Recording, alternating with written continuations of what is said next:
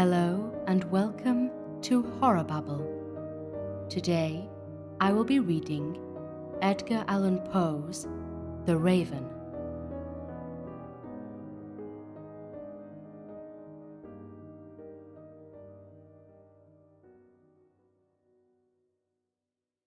Once upon a midnight dreary, while I pondered, weak and weary, over many a quaint and curious volume of forgotten lore, while I nodded, nearly napping, suddenly there came a tapping, as of someone gently rapping at my chamber door. "'Tis some visitor," I muttered, tapping at my chamber door. Only this, and nothing more. Ah, distinctly I remember, it was in the bleak December, and each separate dying ember wrought its ghost upon the floor. Eagerly I wished the morrow, vainly I had sought to borrow from my books surcease of sorrow, sorrow for the lost Lenore, for the rare and radiant maiden whom the angels name Lenore, nameless here forevermore. And the silken, sad, uncertain rustling of each purple curtain thrilled me, filled me with fantastic terrors never felt before, so that now, to still the beating of my heart, I stood repeating, "'Tis some visitor entreating entrance at my chamber door, some late visitor entreating entrance at my chamber door. This it is, and nothing more." Presently my soul grew stronger, hesitating then no longer. "Sir," said I, "or madam, truly your forgiveness I implore, but the fact is I was napping, and so gently you came rapping, and so faintly you came tapping at my chamber door, that I scarce was sure I heard you. Here I opened wide the door. Darkness there, and nothing more. Deep into that darkness peering, long I stood there, wondering, fearing, doubting, dreaming dreams no mortal ever dared to dream before. But the silence was unbroken, and the stillness gave no token, and the only word there spoken was the whispered word, 'Lenore.' This I whispered, and an echo murmured back the word, 'Lenore.' Merely this, and nothing more. Back into the chamber turning, all my soul within me burning, soon again I heard a tapping, somewhat louder than before. "Surely," said I, "surely that is something at my window lattice. Let me see then what thereat is, and this mystery explore. Let my heart be still a moment, and this mystery explore. 'Tis the wind and nothing more." Open here I flung the shutter, when, with many a flirt and flutter, in there stepped a stately raven of the saintly days of yore. Not the least obeisance made he, not a minute stopped or stayed he, but, with mien of lord or lady, perched above my chamber door, perched upon a bust of Pallas, just above my chamber door, perched and sat, and nothing more. Then this ebony bird beguiling my sad fancy into smiling, by the grave and stern decorum of the countenance it wore, "Though thy crest be shorn and shaven, thou," I said, "art sure no craven, ghastly grim and ancient raven, wandering from the nightly shore. Tell me what thy lordly name is on the night's Plutonian shore." Quoth the raven, "Nevermore." Much I marvelled this ungainly fowl to hear discourse so plainly, though its answer little meaning, little relevancy bore, for we cannot help agreeing that no living human being ever yet was blessed with seeing bird above his chamber door, bird or beast upon the sculptured bust above his chamber door, with such name as Nevermore.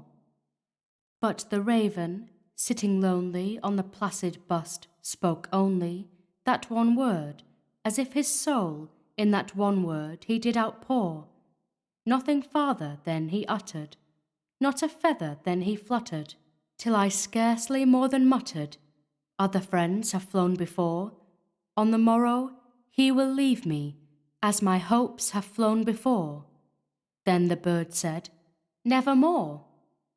Startled at the stillness broken by reply so aptly spoken, doubtless, said I, what it utters is its only stock and store, caught from some unhappy master, whom unmerciful disaster followed fast and followed faster, till his songs one burden bore, till the dirges of his hope that melancholy burden bore, of never, nevermore. But the raven still beguiling all my fancy into smiling, straight I wheeled a cushioned seat in front of bird and bust and door. Then, upon the velvet sinking, I betook myself to linking fancy unto fancy, thinking what this ominous bird of yore, what this grim, ungainly, ghastly, gaunt, and ominous bird of yore meant in croaking, Nevermore.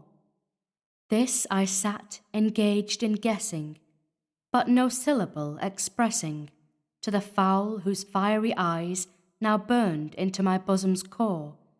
This and more I sat divining, with my head at ease reclining on the cushion's velvet lining that the lamplight gloated o'er, but whose velvet violet lining with the lamplight gloating o'er she shall press, nevermore. Then, methought, the air grew denser, perfumed from an unseen censer, swung by seraphim whose footfalls tinkled on the tufted floor. Wretch, I cried, thy God hath lent thee, by these angels he hath sent thee, respite, respite and nepenthe from thy memories of Lenore. Quaff, O quaff this kind nepenthe, and forget this lost Lenore. Quoth the raven, Nevermore. Prophet, said I, thing of evil, prophet still, if bird or devil, whether tempter sent, or whether tempest tossed thee here ashore, desolate, yet all undaunted, on this desert land enchanted, on this home by horror haunted, tell me truly, I implore, is there balm in Gilead? Tell me, I implore. Quoth the raven, Nevermore. Prophet, said I, thing of evil, prophet still, if bird or devil, by that heaven that bends above us, by that God we both adore, tell this soul with sorrow laden, if within the distant Aidenn it shall clasp a sainted maiden, whom the angels name Lenore, clasp a rare and radiant maiden, whom the angels name Lenore. Quoth the raven, Nevermore. Be that word our sign of parting, bird or fiend, I shrieked, upstarting. Get thee back into the tempest and the night Plutonian shore. Leave no black plume as a token of that lie thy soul hath spoken. Leave my loneliness unbroken. Quit the bust above my door. Take thy beak from out my heart, and take thy form from off my door. Quoth the raven, Nevermore. And the raven, never flitting, still is sitting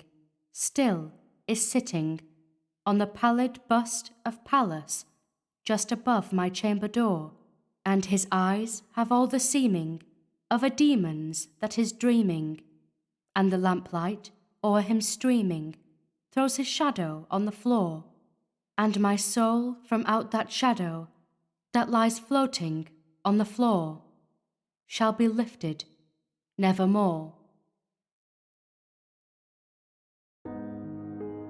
Thank you for listening. We hope you join us again next time, here at HorrorBabble.